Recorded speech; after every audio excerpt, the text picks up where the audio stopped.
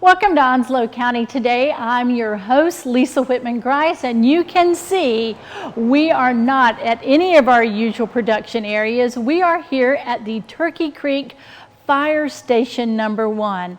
And before we say anything else, we need to say a very special thank you to Chief Ricky Hardison and his firefighters here for letting us use this facility today and be amongst these incredible important life-saving vehicles. So thank you to them. We also want to let you know today that we're going to be visiting with many different friends. We'll be talking with our Director of Emergency Services, Norman Bryson, for fire safety and prevention conversation. We'll also be visiting with Peggy Garner from Cooperative Extension because it is time for the Onslow County Fair. We'll speak with Jason Dedman about the upcoming municipal elections. And finally, some special guest. We're talking with John Mosely and with Cliff Tyndall about a dedication that happened in Holly Ridge, recognizing the WASP, the women pilots from World War II. As always, we're so glad that you're joining us for Onslow County Today.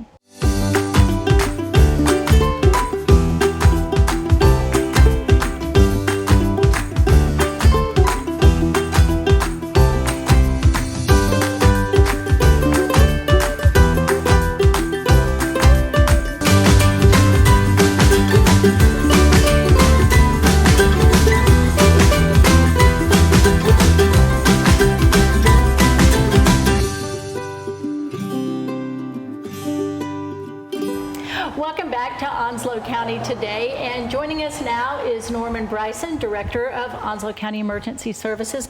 Norman, it is always great to have you with us. I always learn something new, and off camera, once again, I had a cool lesson in fire prevention history. We actually commemorate Fire Prevention Month because of Mrs. O'Leary's cow. Is this, I understand, right? Well, that's the story. The week that we have Fire Prevention Week that comes in October is in commemory of the Great Chicago Fire. That happened back in the late 1800s. The story to the cause of the fire is Mrs. O'Leary was out milking her cow, and the cow actually kicked over the lantern, which started the hay on fire, which went to the barn, which then destroyed somewhere between 1/4 and 1/2 of the city, because at that point in time, the city was mainly made out of wood. Right. So as we move further up and forward in time, we have Fire Prevention Week, and that is on the week of commemorating the Great Chicago Fire. How about that? See, I always learn something new. You know, when you do talk about that historically, we think about changing construction materials. And even here in Onslow County, we've had significant fires in the city of Jacksonville and in our townships such as Richlands, when in fact the majority of the residential and commercial buildings were constructed of wood. And even in our town of Swansboro, you know, their fire caused them to begin building buildings out of brick, is our understanding.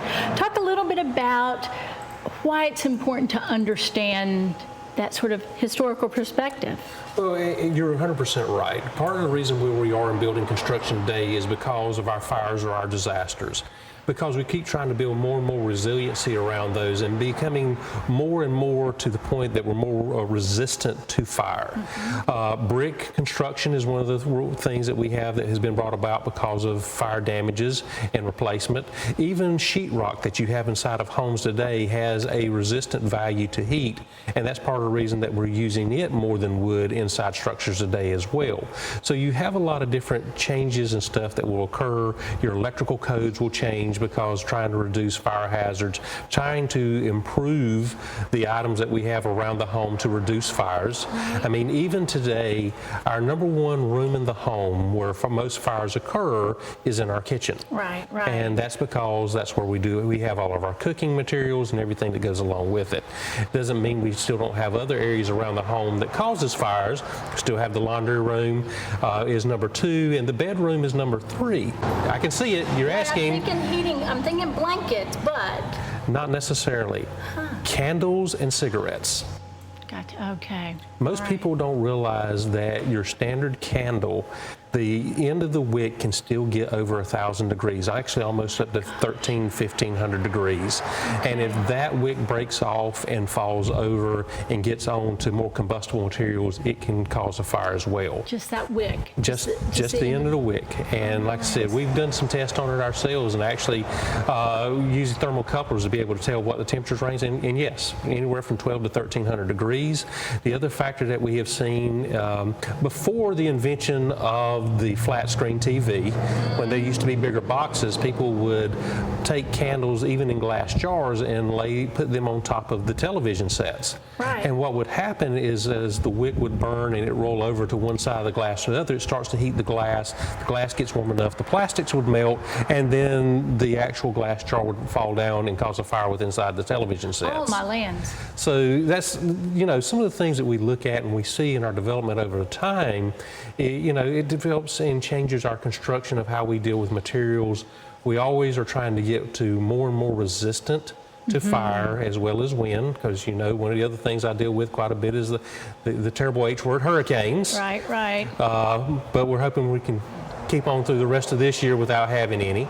But a lot of it comes to that resistance to those big things in our life. Now, in Onslow County, on a yearly average, we see anywhere to 300 to 400 structure fires a year within the county. Oh, my lands. A lot of people really don't realize it. And, I want to take the opportunity while we're standing here with a fire truck in the background. Absolutely. And I thank Turkey Creek Fire and Rescue for actually allowing us to come and actually do the show from their station today. Absolutely. Chief Harson's been very gracious in allowing us to be able to come in here. Most people don't realize that the majority of fire protection around Onslow County is provided by volunteers. About 92% of all fire personnel are actually volunteers that are not getting paid, that still have to go to training on a regular basis, and middle of the night, 2 o'clock in the morning, with work looming coming up at 7 or 8 o'clock, still get up, still answer the fire call and go out and respond on those calls. And we have about 18 departments around the county that still man that way here in Onslow County today. Well, I'm so glad that you brought up Turkey Creek, because this is one of those departments that is serving one of the fastest growing communities in our whole county. And they've recently taken on an additional fire station, so they have 2 stations, and that's contributed to the insurance drop for some of our homeowners, I understand. That is correct. Now, several years ago, Sneads Ferry Fire merged in with Turkey Creek Fire to form one department with 2 stations, which gave them at that point in time one of the largest districts within the county. Now, we've had a couple other mergers that has happened since that point in time, but Turkey Creek has worked very hard. They have lowered their ISO rating down to a 4, which is tremendous. And a lot of people don't understand what ISO. Now, the ISO stands for Insurance Service Office. So the big piece for the citizen is the first word, insurance. We're talking about your insurance premiums that you pay on your home or your business. Now, the rating system, it runs from a 10 to a 1, and 10 being the worst and 1 being the best. Okay. But for a homeowner, a class 6 is actually as low as you can go to reduce your homeowner insurance premiums. And that almost cuts your premium rates about half. Wow. It's somewhere between 40 to 50% is where you reduce your ratings by having that lower insurance rates. So the work of these volunteer firefighters, this 92% of the service that's provided, is serving the community in any number of ways, not just protecting us daily, but in our own family budgeting. That is correct. It affects us in our family budgeting. If we did not have these fire stations, everyone could see anywhere from, $2,000, $3,000, depending on where you lived, increase in what you're paying annually on your insurance premiums. So I want to talk about these volunteers, because as you said, it's the middle of the night call, and then they have to be at work at 7:30 the next morning. But it's not just that they get called, they spend hours upon hours training. Talk about that knowing that state of the art. We're looking here at these incredible vehicles, and they have to train. This is not just jump in the truck and a bucket brigade. This is high tech. So fire service in itself has changed in the last few decades. Even when I joined in, early 1990s, when I first started as a volunteer firefighter, we still had to give 3 hours of training a month. But in that point in time, there was not as much worry about liability back to the department. And because of those liabilities, there's a lot more training that has to go on a day. Now, the state requirement to be a volunteer is still a minimum of 3 hours a month. But most departments are now offering anywhere from 12 to 15 hours a month that people can come in and get. And it's not just get behind the wheel of a truck. These trucks don't handle like your normal F-150 or your Subaru that you're driving around. It takes training. You have to have very good backing skills. You have to know how the equipment operates, because in essentially people's lives, whether it is someone inside of a house that's burning or the firefighters going in, their lives is very dependent upon this equipment working properly and being there to help support them. And you know, it's not cheap when you start talking about fire protection. The truck, like what we're looking back behind us, this truck is about $320,000, $350,000 today. When I got into fire service, this would have been about a $125,000 vehicle. Right. When you start seeing the extended cab fire trucks, which are a lot of the mainline trucks in county, those are well over $500,000. That takes a lot of budgeting that goes in to be able to provide those. And again, we're talking 18 stations around the county, and some of them have 18 departments. Some of them have multiple stations. Right. So collectively, Class A fire engines, there's about 46 in Onslow County, around the entire county, that it has to be replaced at $500,000 or better apiece. So the volunteers, these are very, very dedicated people. They are also very, very proud of their organizations and their stations, and they take a lot of pride. And there's even a little rivalry sometimes between the stations as well. But, you know, these people are giving a lot, not just for themselves and lowering their own insurance ratings, it's back to their community. And it's not just structure fires. I mean, it's wrecks. If we have wind damage, we have places like Turkey Creek, the Bear Creek Station, Swansboro, that also provide water rescue on the intercoastal as well. There's a lot of services that they provide to us, and it actually saves our citizens. Now, we have done some calculations. Right. If we replaced all of our volunteers with paid firefighters, that is a $19 million annual increase to what we're paying in fire service today. That's just in personnel. That doesn't include other equipment, outfitting. That is utilities bodies. For the building. Not only in insurance service ratings, but in cost of personnel is saving the citizens of the county $19 million annually. Wow. And we also know that volunteerism is declining. It's very, very difficult to recruit people. And I know that every fire department I'm aware of always is looking for new members to give their support. That is correct. If I go back in time, about 2008, 2009, myself and the former fire marshal, Don Decker, were looking at what's the number of volunteer firefighters we have in the county. The number was right around 800. Wow. Now today, that number is greatly down. The numbers that we're seeing from the last time we looked from the State Fire Marshal's Office and State Firefighters Association is about 493. So that is, you know, we're talking almost half. 38, almost 40% drop in your number of personnel that you have that's actually providing that fire protection. So that's another where those changes since that time frame, we've started adding paid personnel in to help supporting and augmenting the volunteer departments in daytime hours, because the volunteers have to go to their jobs. They still have to pay their bills, and these people are going to their daytime jobs, and we provide paid staffing to help augment and support them. Okay, so we know what they do, we and celebrate that. Then there are things that we can all do in our homes to reduce the risk and prevent fires in our own backyards, in our own kitchens and laundry rooms. So what are some tips that you want to give our viewers about things that they can do every day to make their home safer? Well, the first thing we always recommend is make sure you have a working smoke detector in your home.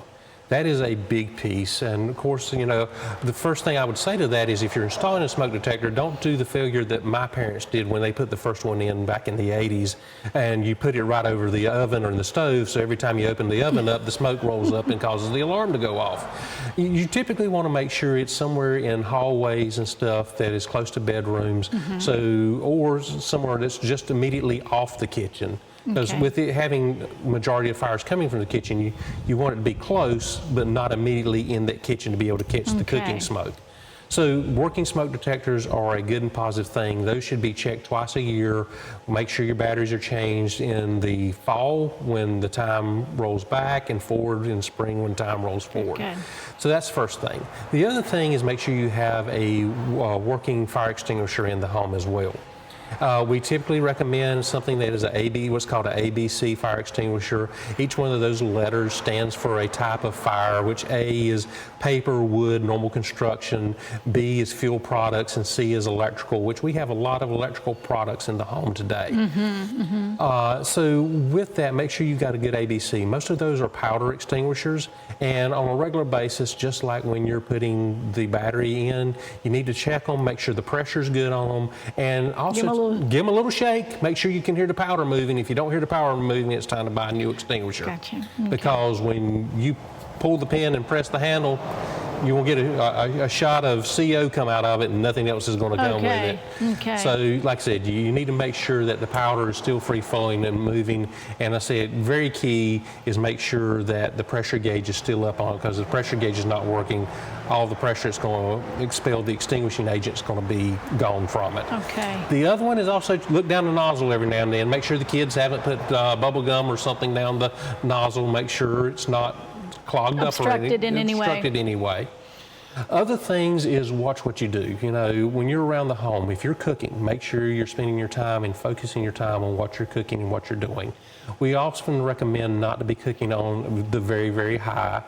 Oils and products like that, make sure you change those out on a regular basis. You get a lot of built-up product in with the oil, and using it more than one time can cause fires in the home as well. But, you know, it's a lot about the safety. And maintenance. The other thing is electrical hazards.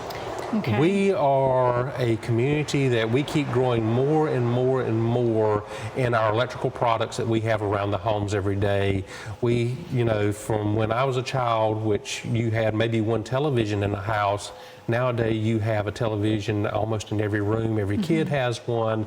Those kids each have a PlayStation, an Xbox, DVD player, or some way, you know, there's routers inside the house, computers and laptops, and all this is drawing energy.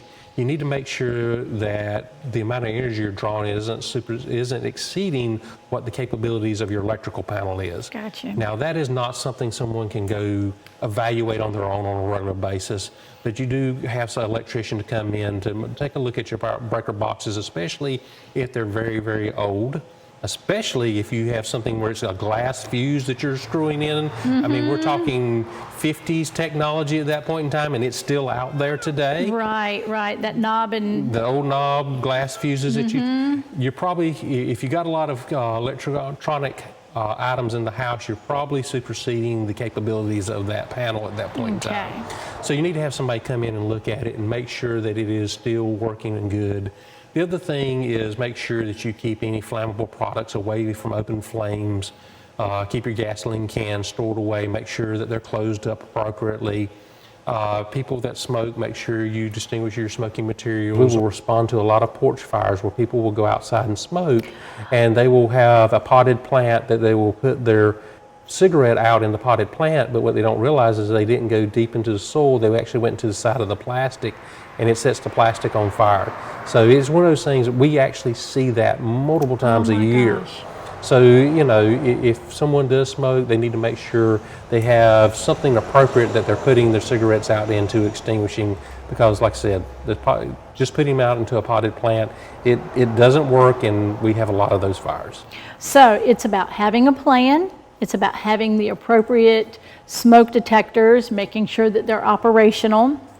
making sure you have a fire extinguisher, and making sure that your home is well maintained, that you're mindful of things like when we burn candles, with the holidays coming up, and pumpkin season, pumpkin spice season, all the fancy candles will come up. We just all need to be cautious and mindful when we're using any of those items. Absolutely, we do. Okay. Like I said, it doesn't take long for something that's not being maintained appropriately for it to get out of hand. Right. The other thing I will add into this is if you're buying a new product, and I know that the perception is men never like to read the instructions, but you should read the instructions and make sure that you're using that electronic product appropriately, because if you're using it beyond its capabilities and capacity, it may also cause a fire. So, like I said, there's a few things I often recommend to people. Yes, you should read the instructions. Read the instructions. Don't daisy chain cords together. Correct. Don't stretch those extension cords. Don't overuse those items. Well, even another example is even a candle warmer. Don't Yes. put a candle on it that's so large that it covers the entire top to include the plastic. I mean, those are designed, they are recessed for a specific size candle to go into the recess.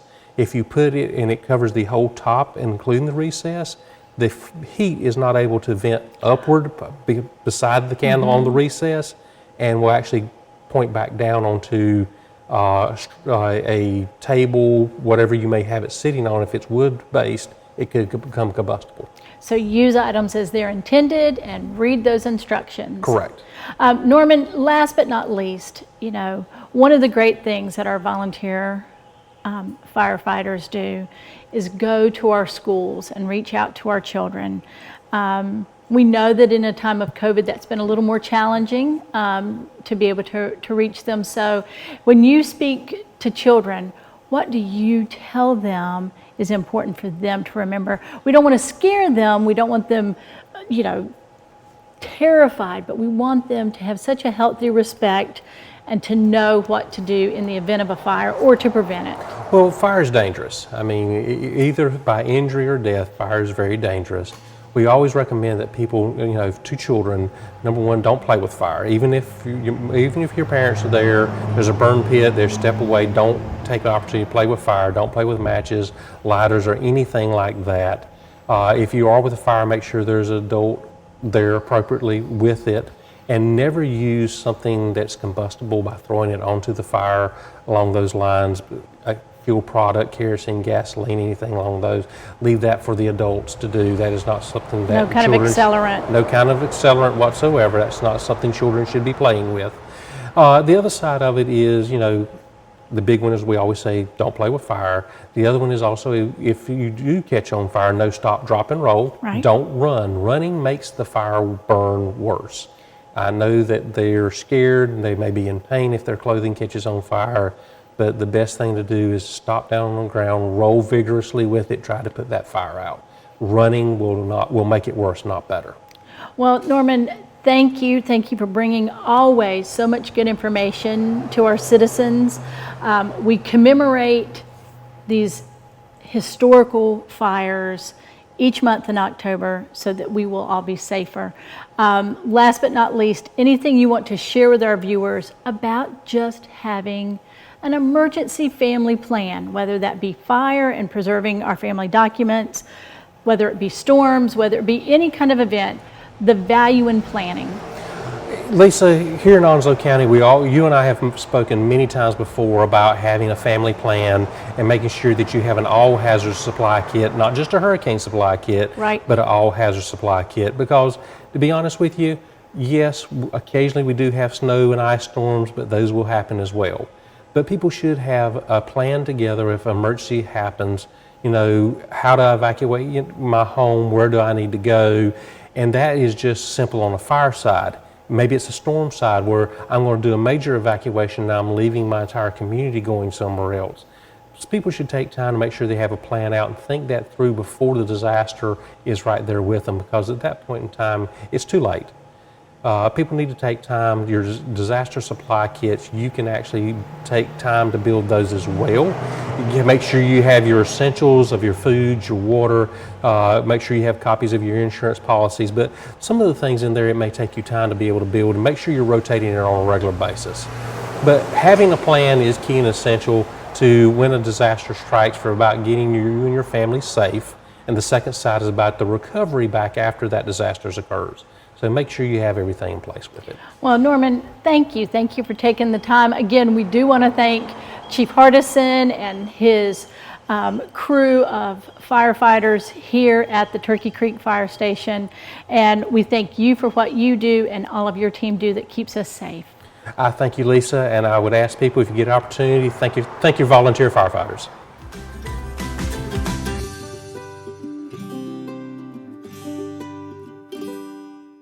Welcome back to Onslow County Today.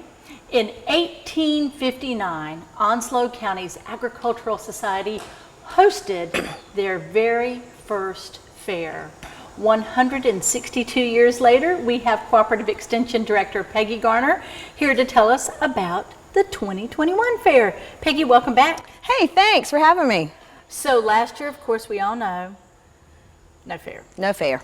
2018, we know, No fair. no fair. It's 2021. There will be a fair. There is time for the county fair. There will be time for county fair. I checked with Jerry Griffin, who is the fair manager, and said, are we still on? He said yes. And across the state, there have already been county fairs. Right. So ours is slated for October. Day of entry is October the 11th, Okay. and judging will be on the 12th, and that's the same day that the fair opens. And that will happen unless we all hear across the state that the governor of North Carolina has said that there will be no more county fairs. Okay. Because of huge outbreaks of COVID, that type of thing. But as of right now, we are a go, and we will make sure that we have all the media across our county let people know for some reason that it is canceled. But as of right now, it is a go. So here we are. We're going to say the fair's a go. And really what we want to do today is explain, people tend to think of the Midway. They think of the rides and the games and cotton candy and all that, that we think of as sort of the carnival side of the fair. Right. But what you all do with Cooperative Extension is really how the fair began, which was a celebration of local crops and local talents and local products. And you all host the expo side of the fair, if you will, where Right. people bring in things and enter them for competition.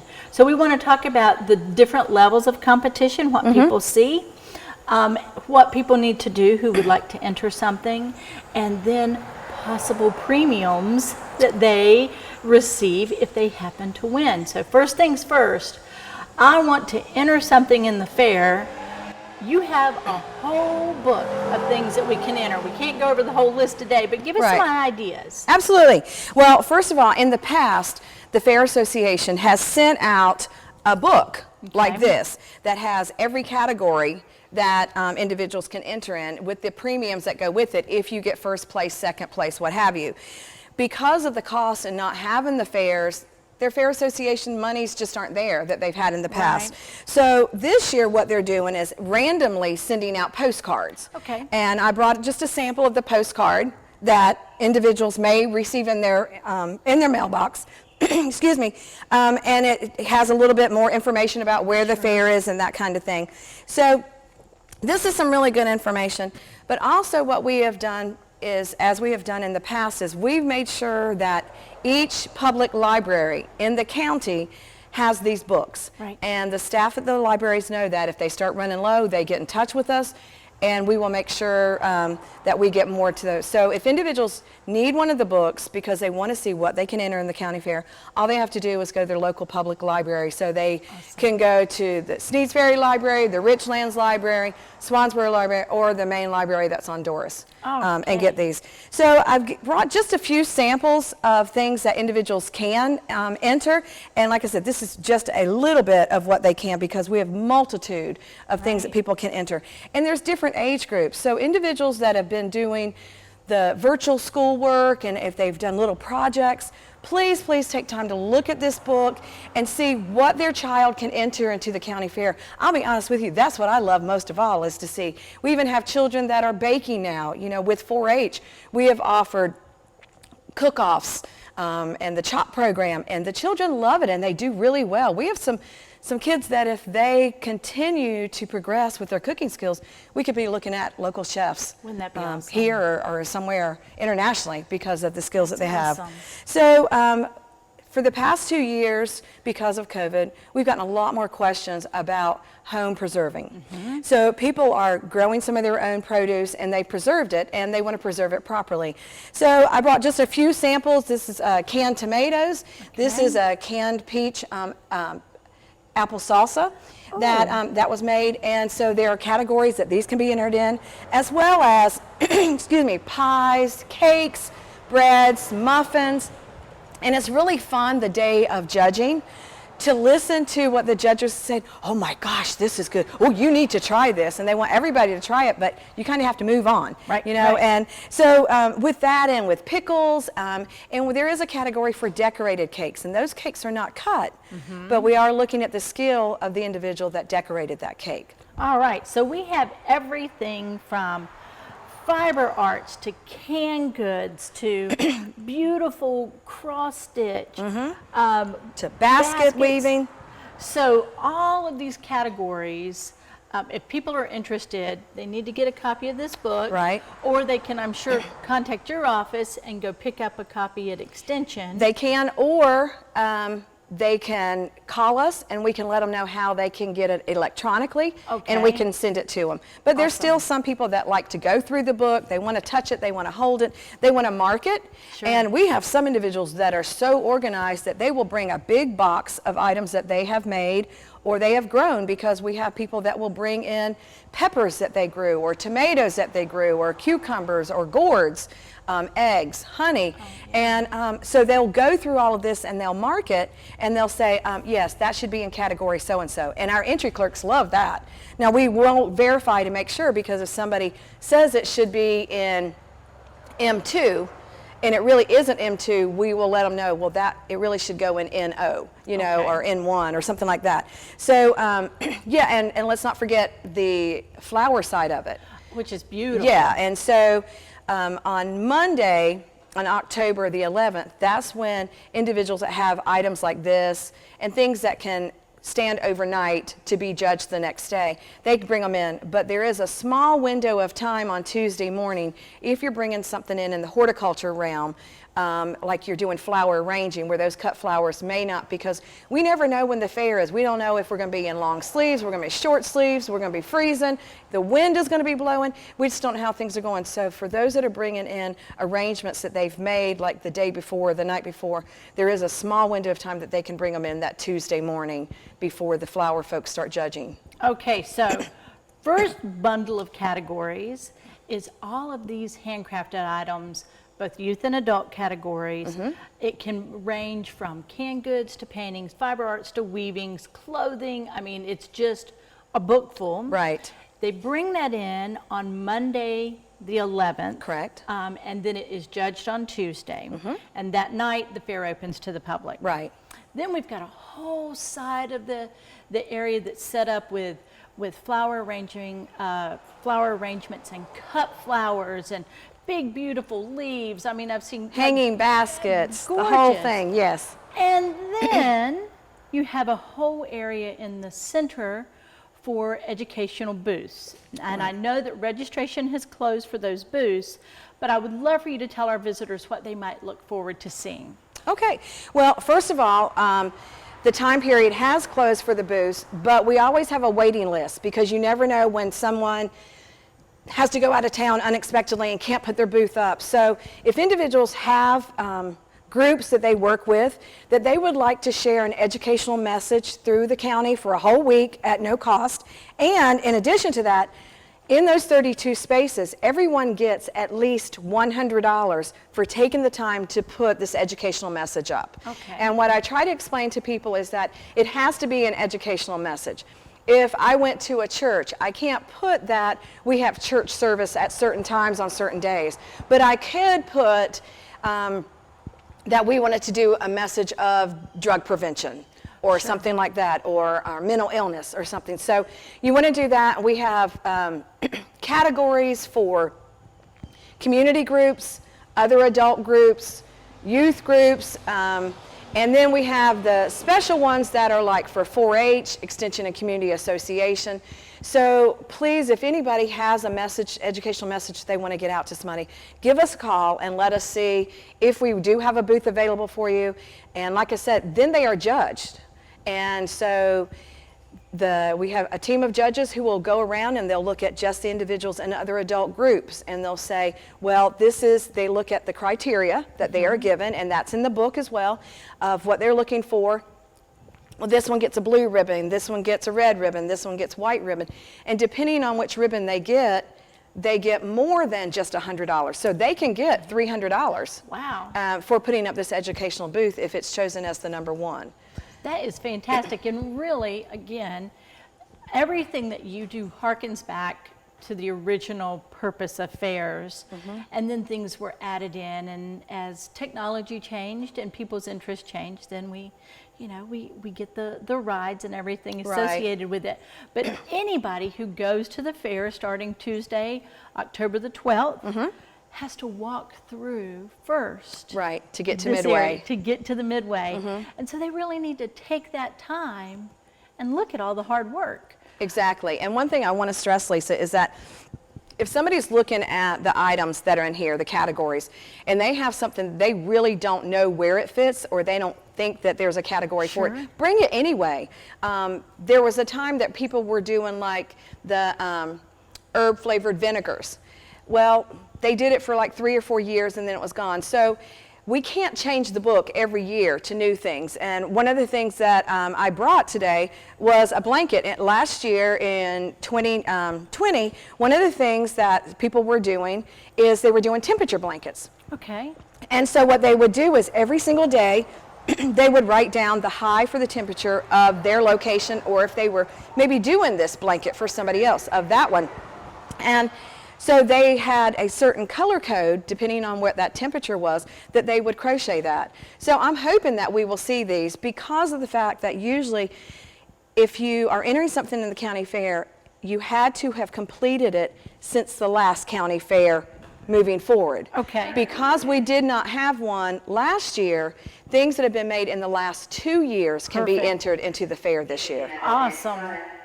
So what I love about this is not only does it show beautiful workmanship, but it captures a moment in time when this was a trend. So this is really an artifact, from my point of view, that tells a story and how beautiful it is. So it talks about something that people were doing, which I think the other thing is the fair is great at capturing sort of what's of the moment. My particular favorite thing that I saw one year was a teenager, a young girl, had made her prom dress entirely of duct tape. And, That's right. You know, I remember that. Duct tape about 10 years ago was all the rage. Kids were making everything. So this, very much like that, is of the moment. Now, of course, we want everyone who enters it to know where to take it. We get a lot of calls through the year, and people say, where are the fairgrounds? How can I find you? So please let our visitors know, our viewers know, how can they find the fairgrounds? What do they need to do or bring with them to enter it that day? Okay, so what they would need to do is they need to bring it on October the 11th between 8:30 and 4 p.m. And that gives us time that after everything is entered at 4 o'clock to get everything in the right category ready for judging the next morning. Awesome. Because we never know what we're going to get a lot of or a little of, that type of thing. So we need that time for just kind of moving things around and make sure everything's in the right category. And where they're going to take it is they're going to take it to 146 Broadhurst Road. So if you are traveling on Highway 17, It's like near the Board of Education. Right. It's right down from the Board of Education or on WASA, Animal Services. It's on that main road. The National Guard Armory, Yep. it's all in that vicinity. And the other thing we want people to know is when they take it, they need to pick it up the next Monday. Yes. When individuals enter something, they will be given tickets. Okay. And then we will remind them to hold on to those tickets, and they will need to pick it up the next Monday. So they bring it on the 11th, they pick it up on the 18th. And on the 18th, we have a smaller window of time, so we ask them to pick it up between 8:30 and noon. If it is not picked up by that time, and we will call people like about 10 in the morning and say, just want to remind you, to come and get your item, because some of these can be expensive items, or items that you've made for somebody else and you don't want anything to happen to them. Sure. But our staff can only be there until noon. So at that point, we do put it in the fair manager's office, so it'll be locked up. The unfortunate thing is the fair manager is trying to make sure that everything else is off of the fairgrounds, so he may not always be in that office, so it may be a little bit harder to get a hold of him. He has a Ferris wheel to pack up. That's exactly right. And that's one of the things that on Monday morning when people are bringing their items, all you have to do is look for the Ferris wheel. Go towards the Ferris wheel. It's kind of like go to the light, but go to the Ferris wheel, and that's where you'll be able to do the entering. Well, awesome. So we're going to all go to the Ferris wheel to enter our items on Monday, October the 11th. Exactly. We can find what kind of categories there are in the fair book, or we can call your office. Absolutely. Please give us that number. That number is 910-455-5873. Once again, it's 910-455-5873. And please don't hesitate to call us. We get excited this time of year because we get to see all the beautiful things that people are bringing in and the talent. And that's what I always tell people is please bring it and show people, because if you bring an item in and I see it, I might get interested in that. We've had beekeepers that have come, or people that see the honey that has been made, or things that you can make out of the wax from the honey, and they're like, I really wanted to get into beekeeping. How do I get in touch with them? So we can share that information with them as well. Awesome. Well, Peggy, thank you as always. We're so tickled. I know that lots of folks miss the fair next year. Obviously, we want to remind people that when they do bring items that they're mindful of COVID protocols. We're going to be indoors, even though it's a big building. We want folks to remember to wear their masks, Absolutely. be thoughtful to our neighbors, and then bring and show us all the beauties that you've created. Absolutely. We're so looking forward to it. Well, Peggy Garner, as always, thank you, and we'll see you at the Ferris wheel. Absolutely. I'm ready. Let's go.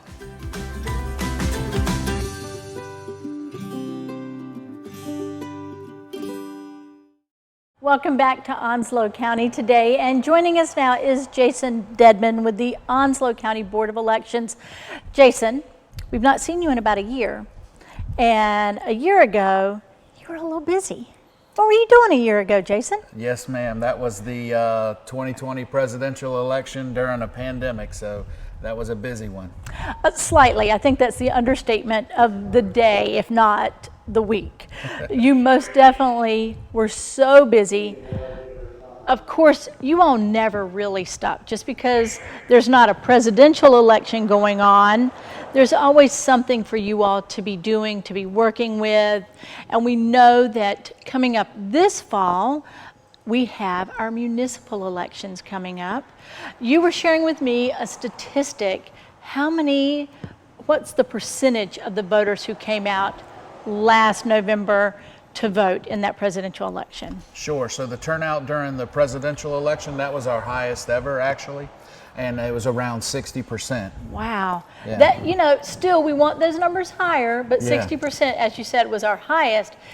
It tends to taper off. People don't actively vote, as you and I both know, and statistically during municipal elections.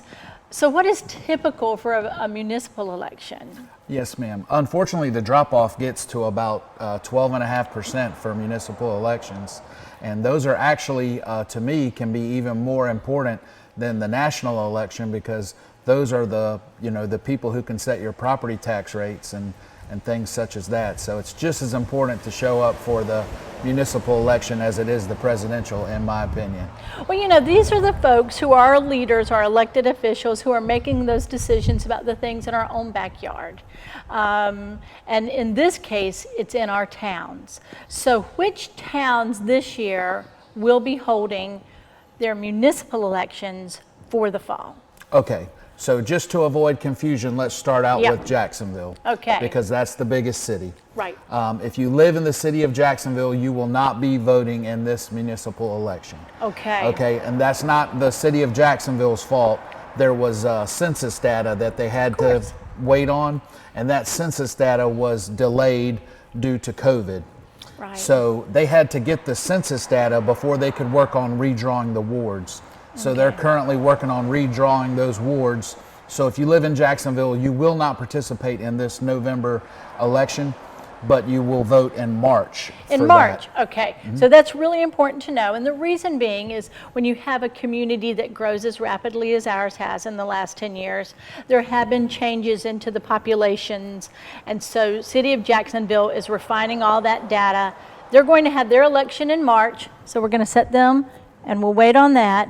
But what about our other towns? Sure. So the other towns, if you live in the town of Holly Ridge, North Topsail Beach, Richlands, Surf City, or Swansboro, you'll be voting. And the way you'll know that, some people aren't sure if they live within those townships or not. If you pay more than just county taxes, if you pay taxes to a township, then you live within that township and you have the right to vote. Okay, and you all have a wonderful, I mean, such a great staff. If I know my zip code, I know my address, and I just need some clarification. I want to make sure we can always reach out to you all.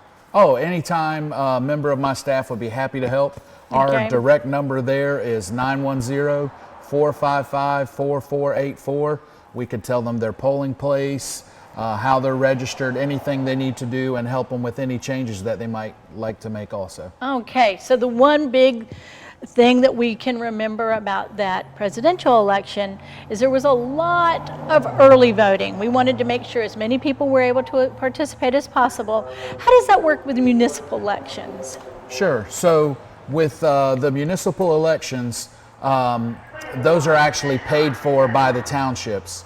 So with that in mind, we reach out to the townships, and they've basically decided that just one early voting site is enough. Okay. We would normally have the Commons open as well, but with the city of Jacksonville not being involved in this election, that's really not necessary. Sure. So for cost reasons, the early voting location is going to be the 246 Georgetown Road, the Board of Elections office only. Okay, and the dates of that again? Oh, sure. The early voting starts October 14th. Okay. And it goes through October 30th. Okay. And we're going to be open 8 to 5, Monday through Friday. Okay. And then there's 2 Saturdays we're going to be open. We're going to be open on October 23rd and October 30th from 8 a.m. to 3 p.m. All right, so you've got early voting starting October 14th at the Board of Elections, traditional regular operating hours 8 to 5, Monday through Friday. And then you've got 2 Saturday opportunities on the 23rd of October and then the 30th of October. That ends early voting, and then it's time to cast our ballots for a regular, during that traditional election date. Let's give folks that time. Sure. So for the actual election date, that's November the 2nd. Okay. And those hours are 6:30 a.m. to 7:30 p.m. All right. And there's also some important dates as far as if you missed the deadline for the registration for this election. The deadline to register for this election is October 8th at 5 p.m. Okay, so when this begins airing, when you and I hit the airwaves, hit the social media, you've got 1 week. So October the 8th, that's your deadline to get registered. Early voting begins October 14th, regular election November the 2nd, right? And then that's correct. I got everything. But there's good news. Okay. If you miss the cutoff to register for the election during that early voting, it's interchanged with the word one stop now. Okay, a lot. So not only can you early vote, but you could actually register and vote in one stop, and that's where they get the name during that 14th through the 30th. Fantastic. So a lot of dates to keep in mind, but the key thing is to participate. The key Yes, thing ma'am. is to participate. Now, Jason, anything we need to know about when we go to vote that day? You have great poll workers. They're super effective in finding us in the roster, or, as you say, registering us in the moment. What about polling places? Do we have set places already for each township? Absolutely. Okay. So if you've ever voted before in a municipal election, none of those are changing. Okay, So wonderful. it's your normal polling place. So for North Topsail Beach and Surf City, you're actually going to vote at Folkestone Free Will Baptist Church. Okay.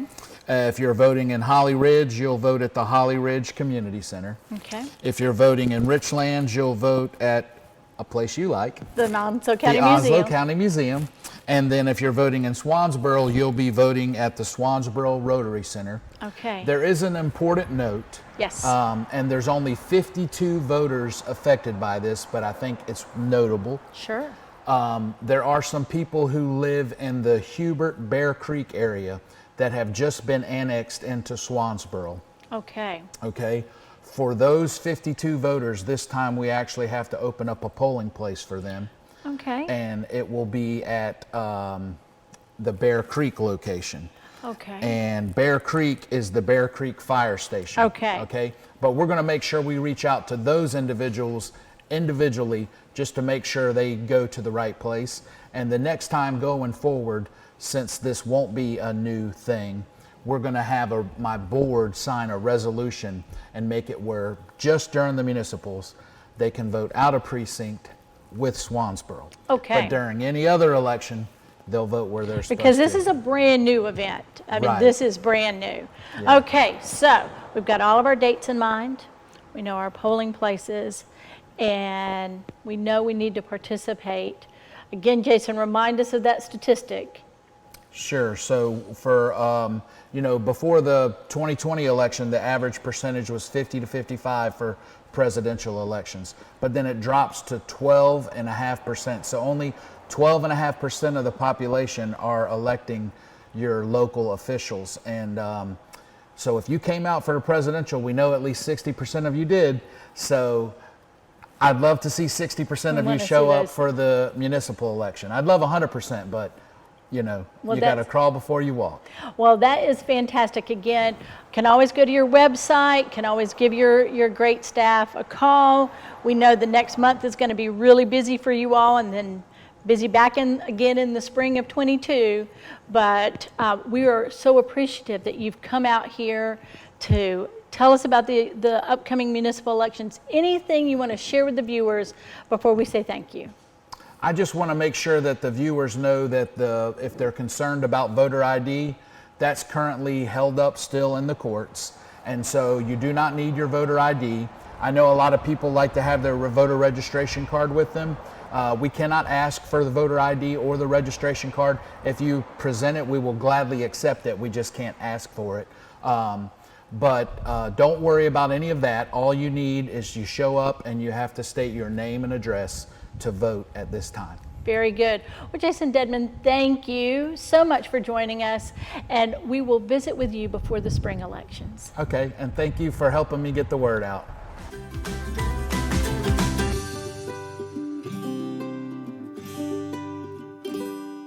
Welcome back to Onslow County today, and you might see that we've had a little bit of a change of pace. We have just gotten back from the dedication for the Wasp in Holly Ridge, and we have some wonderful guests who are going to share with you just who those women were.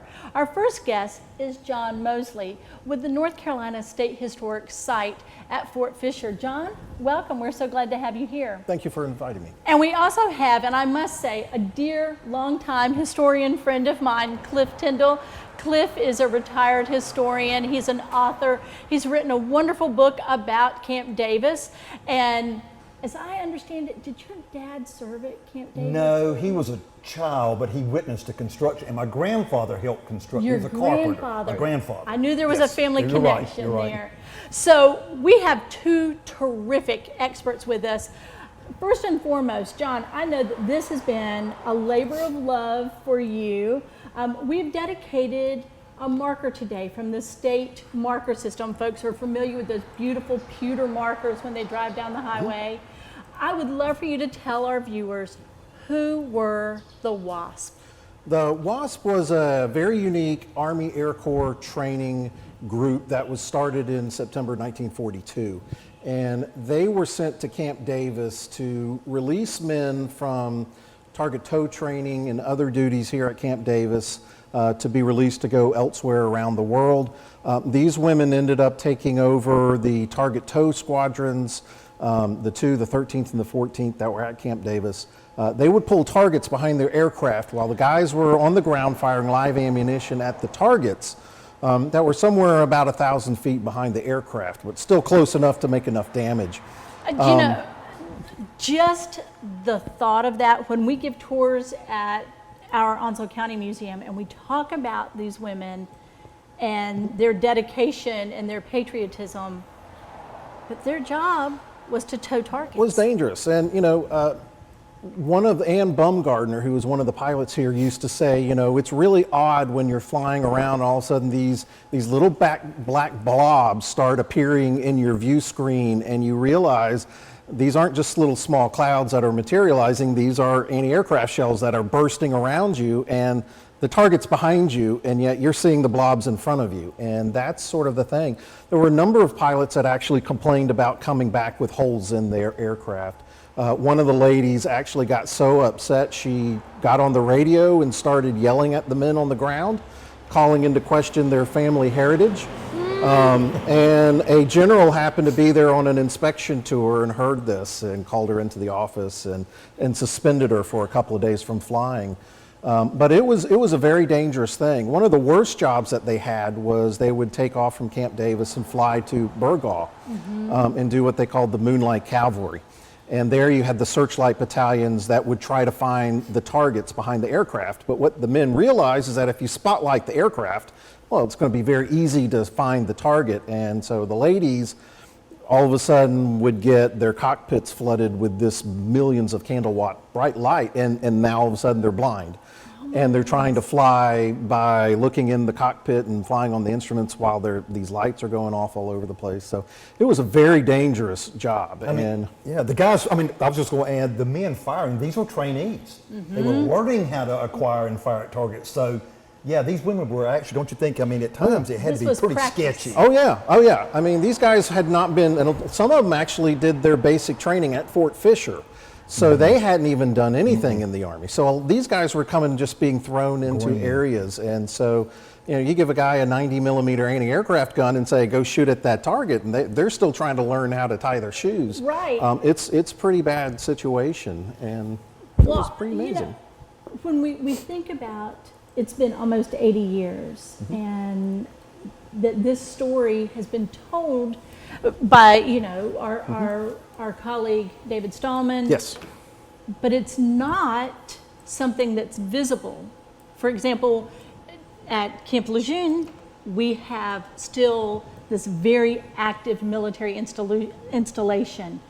Camp Davis is another story. If you're driving down 17, you may not even realize what had been there. And Cliff, you've spent a good part of your career really capturing those stories. So please share really what was Camp Davis and what were these women in 1942? 43 and 43 and 44. Seeing for the first time. What Well, could they have imagined? Davis, to me, is one of the great stories of World War II. Again, it was like many bases. It was built very quickly, a matter of months. It was built in almost the swampy pine lands over, in Onslow County. It was picked because of its good location, plenty of open land or land they could use, cheaply acquire it, low population. And then they threw it up in a matter of months. And then the amazing part to me is that it became one of our key training bases. Literally thousands and thousands of young men trained there in anti-aircraft, as John was saying, learning how to acquire and shoot down airplanes, enemy airplanes. And it was one of our busiest facilities in America, probably literally from early 41 until the fall of 44. And then the interesting thing, I didn't mean to cut you off there. No, you mentioned about it not being visible. After the war ended, very quickly, it was a camp. It was non-permanent, it was disassembled, it was sold, surplus, torn down, and in a matter of a very short time, it just almost totally disappeared. So today, there's very little left of the remnants of Camp Davis. But as the mayor shared with us this morning during the dedication, John, we were a boom town. Oh yeah, Oh, yeah. The 1940 census said there were 28 people in Holly Ridge, and by 1943 there were about 50,000 soldiers, and then you add in their civilian workers, about another 1,500, and then you've got people commuting from Wilmington to go to work. It was a boom town. I mean, it was bursting at the seams. You know, the town is growing, as we heard during the dedication. It's growing by leaps and bounds, but it's still a quiet, very centered on tourism, a residential kind of growth going on.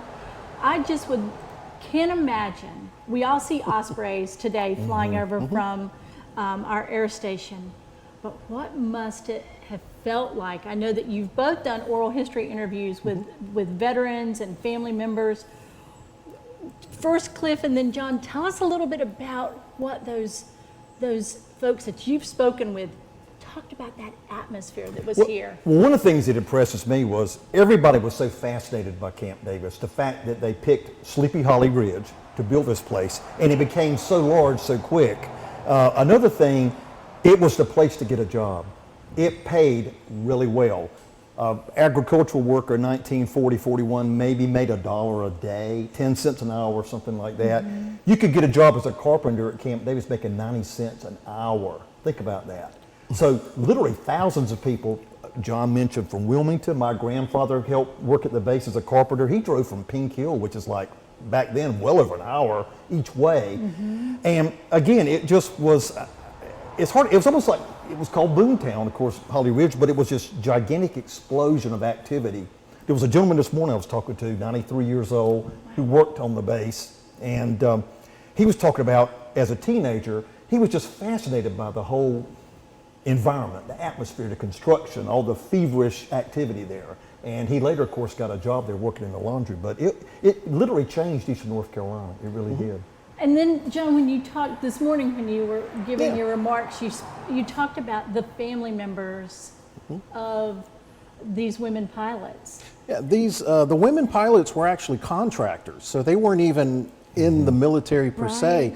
So for most of these families, for especially the family of Mabel Rawlinson of Kalamazoo, Michigan, and Betty Wood of Auburn, California, or her husband, who they had only been married for 47 days when she's killed at Camp Davis, all they ever get is either a telegram or a phone call.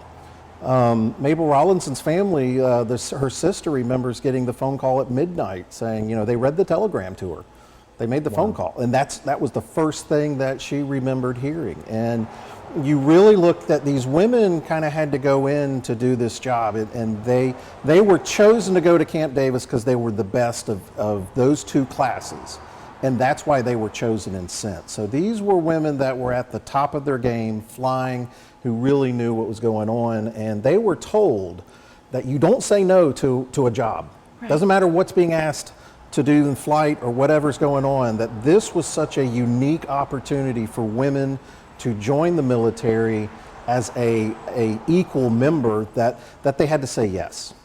You know, I just can't imagine being, you know, a young woman, 20, 25, in the beginning of my, like you said, Miss Wood, who'd been married 47 days. She was 22 years old when she was killed in her accident. But then again, this was in this moment of World War II and wanting to do They really wanted anything. to give back to their country. They really did. They felt that strongly about it. And the benefit of giving back to the country is they got to fly the top line aircraft of their day. I mean, nobody else could say that. I mean, imagine, you know, someone who's 22 years old who is just a pilot.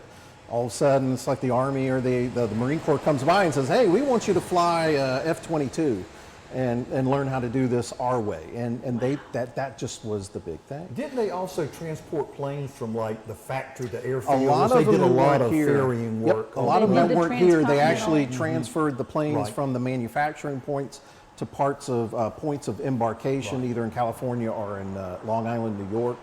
The Wasp never went outside the country. They Right. had to stay local or inside the country. This was the first thing that they ever did, and really pretty much the only thing they ever did, that was not transferring planes from the manufacturing points to here. So these transcontinental flights back and forth across the country. And then, it can just never be stressed enough, the notion that their planes carried those targets to make Camp Davis the anti-aircraft training facility that it was. Yeah, and they actually became a part, there were 15 women from Camp Davis that became part of a top secret mission to learn how to create America's first radio-controlled drone program. These were very small little aircraft that could barely fit a human being inside of it, and they would take off and they would fly that aircraft, and they would have a mothership that would follow it, and the mothership actually had the radio control, but the pilot in the aircraft was there in case the radio went out, and they could pick up the aircraft and keep flying. And they were very successful at that. A lot of the men who were actually pilots and trainers said, one guy actually said he thought he was the best pilot in the Army during the war, but these women showed him that they were just as good as he was. Very patting himself on the back, but it showed that these women, that they were dedicated to their craft. They really knew what they were doing, and they made an impression that today all female military pilots in whatever branch you're in harken back to these women pilots from World War II. Everyone has Looks them to thank them. for. But Looks to I did them. want to add, though, when I researched my first book on Camp Davis, interviewing veterans and people at Davis, and John, I'm sure is aware, early on particularly, they did have a lot of male resistance. There was resentment. Some of the pilots apparently did not want to go overseas, did not want to be in combat. These women freed them up, and then they could be reassigned to a combat unit. And I guess it was just also a gender bias. All women in the military, the WACs, the WAVES, different services, faced gender bias, and it was, I knew initially here it was pretty strong. And a lot of it, if you look at it, if you are going to be going into your office one day and all of a sudden there's somebody there to replace you, and you're being sent somewhere you don't want to go, Right. you're not going to be very happy, and you're going to have some problems. And a lot of the women actually had that problem. One of the WASP I talked to who didn't serve at Camp Davis, Shirley Cruz, actually had that issue come up where one of her male trainers actually plugged up one of the instruments to see how she would react. And this was a major problem. So they did get tested a lot, no matter where they were. But through their ability to stick it out, they really proved that they Over could and actually over do again. it. Yeah, Over and absolutely. over again. And it was so bad that Jackie Cochran, who was running the program, decided October 27th to have a press field day here at Camp Davis. And so she brought the press from around the nation, from Washington, D.C., the generals, and she had the ladies dress up in their best uniforms, and they had a field day so that the press could actually figure out what are these women doing, because nobody really had a clue what they were doing at Camp Davis. As a young girl, we all hear about Amelia Earhart. This is who we look to, and I just imagine these trailblazers, these women, are all right here in our own backyard here in Onslow County in World War II. The young women and young men here of Onslow County who could appreciate their story. Cliff, you've spent a lifetime, not just a career lifetime, doing this research. You have this family connection, but you also have a collection. And you brought some wonderful things. Before you got here and we were ready to go on camera, John and I had a conversation about your Jeep. Oh, yes. How's she doing? Well, I have a World War II Jeep, so 1943. You've seen it. She'll be okay. She's undergoing some needed maintenance. Parts are hard to get. Yes. And I hope to have her back up and running soon. But Wonderful. she's still around, still running good. And again, you've amassed this great collection. So not only do we have these stories, we have real physical, Right. tangible reminders of these stories.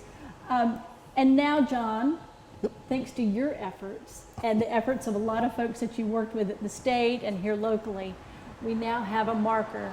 I would love you to tell our viewers how that came to be.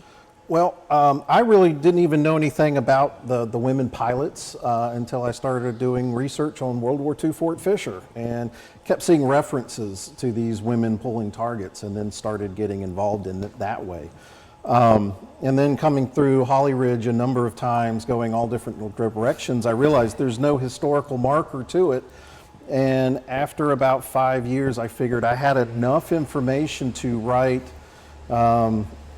enough of a reason why they earned the right to have this marker. And so it took me 11 single-spaced pages to write it. And then I had some individuals in the Wilmington and in this area. I even had some high school students, one as far away as the other side of Asheville, send in letters of support who knew this story. And I didn't think it would happen because of COVID. I was on the long laundry list of markers waiting to be done and waiting to be repaired. And I really thank the state and the highway marker program for really getting this actually taken care of. And I know personally from other experiences, John needs kudos, because it's not easy to get these markers. There's a lot of people want them. There's a limited budget, right? Yep. And there's a committee that has it's got to pass all this muster, this historical kind of approval. It got approved Yeah. unanimously by the committee, which I was Congratulations. Pretty cool. surprised. Yeah. Well, so we want to, thank you for that and those efforts, and congratulations, because we do know that criteria is pretty tough, and following Hurricane Florence and the other storms we've had recently, we've lost some of our markers, so that's been kind of one of those activities that's had to take precedence. So the fact that you've done this for these women and for their families and for our community, we want to thank you for that. They're the ones who needed to be recognized. And in that, we want to make sure that people keep their eyes peeled. Slow down. Really. Slow down. Take a minute and read this marker. Yep. Well, John Mosely, Cliff Tyndall, thank you. Thank you. We're glad that we could sneak you away from the dedication ceremony, that you'd come over and join us. And I was able to finally find you. That's right. And that you could find us. I got lost getting here. But from the bottom of our heart and from Onslow County, we thank you for celebrating the women pilots who were at Camp Davis, and for celebrating the history of our community and for helping preserve it. Well, more than welcome.